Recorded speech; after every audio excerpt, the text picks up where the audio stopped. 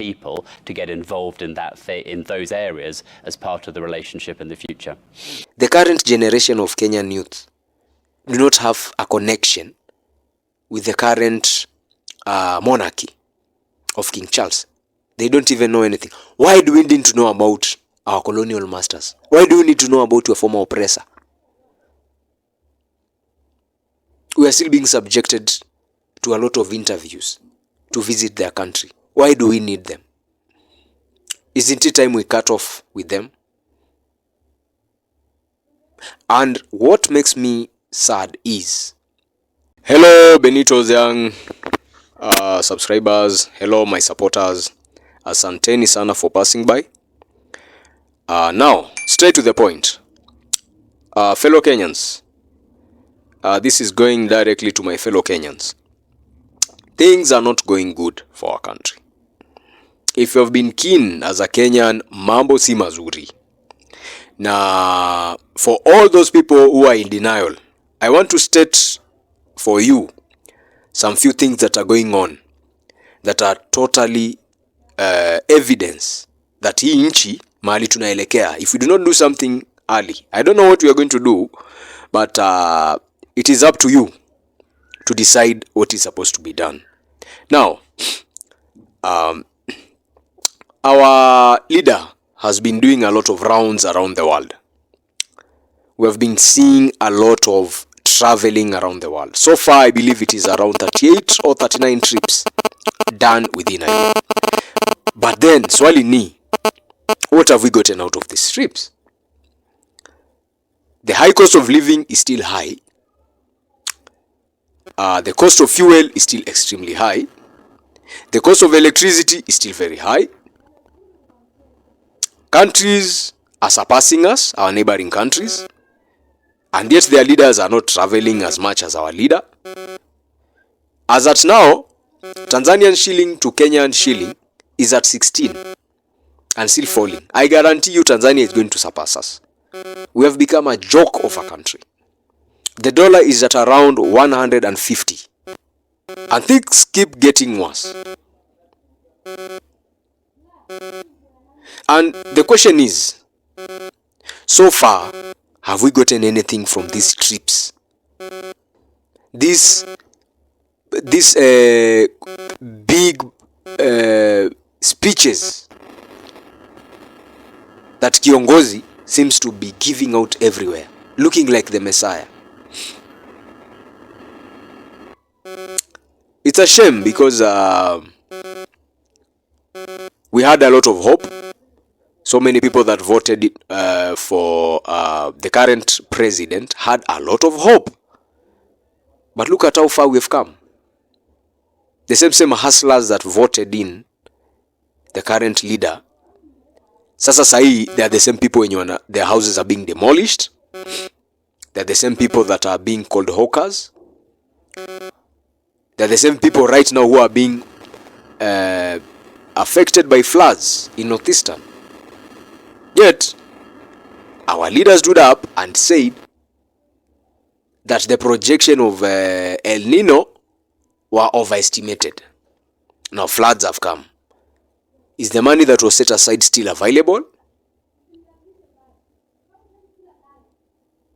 And I also beg to ask, my fellow Kenyans, what is it that the King of England is coming to do in our country?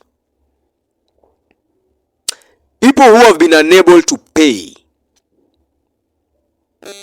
our war veterans, our Mau Mau war veterans, people who have been unable to unearth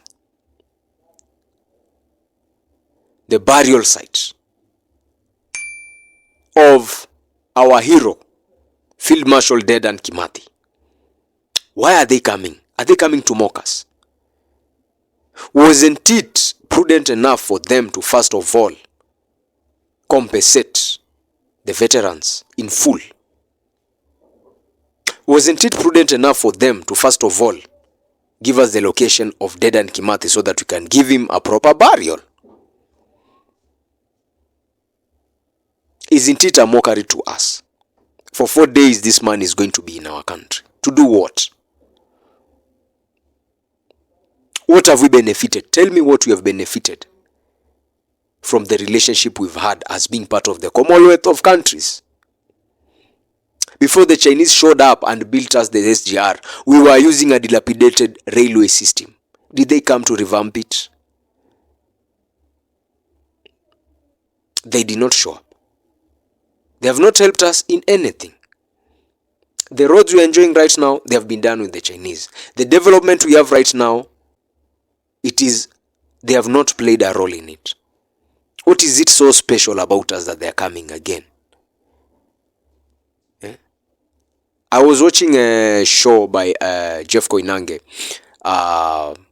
He was interviewing the British High Commissioner.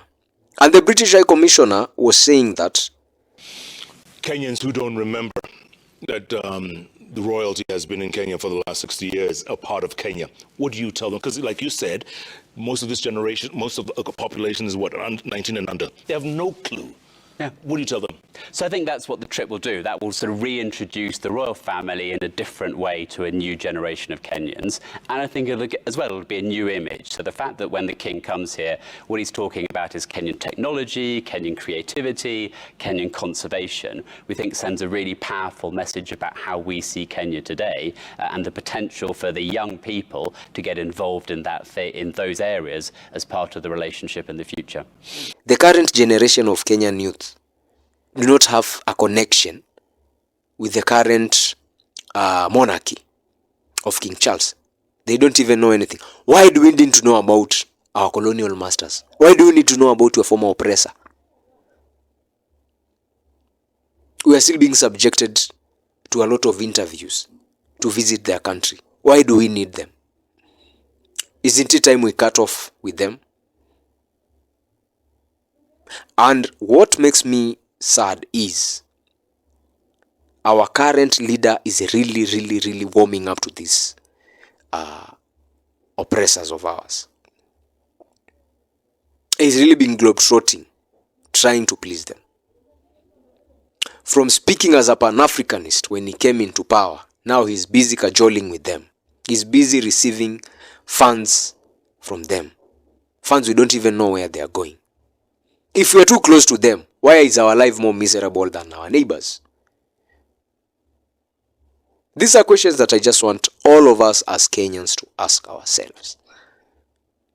Are we really heading in the right direction? Are we really hanging out with the right friends? Can't we depend on our own selves? If these people are our friends, why is Tanzania growing faster than us? Why is investment right now flowing towards Tanzania? We are losing to Tanzania in terms of investment. Corruption is still massive in our country. Up to now, people like Kina Mandago, we don't know why they are still walking scot-free. Corruption is still a big problem in our country. Yet, kiongozi had been threatening of 3 options. Mambo ni matatu. Hii mambo matatu mbona mpaka sasa hatujaona mtu yote akichukuliwa hatua? Who is the fool here? And this time round, I do not wish for Baba to call any maandamano. The people who put the current regime in power are the people who are going to sort out this mess. They are the people who are going to tell our leader that you are failing. 1 year down the line, and we can already tell that this team seems like it doesn't have an idea of what it's supposed to do to put our economy in order. By the time they leave, I can assure you one thing. Kenya is not going to be the big powerhouse in East Africa anymore. Kenya is not going to be the center of economy in East Africa anymore. So share your comments, like, subscribe, tell me what you think, and see you on the next video.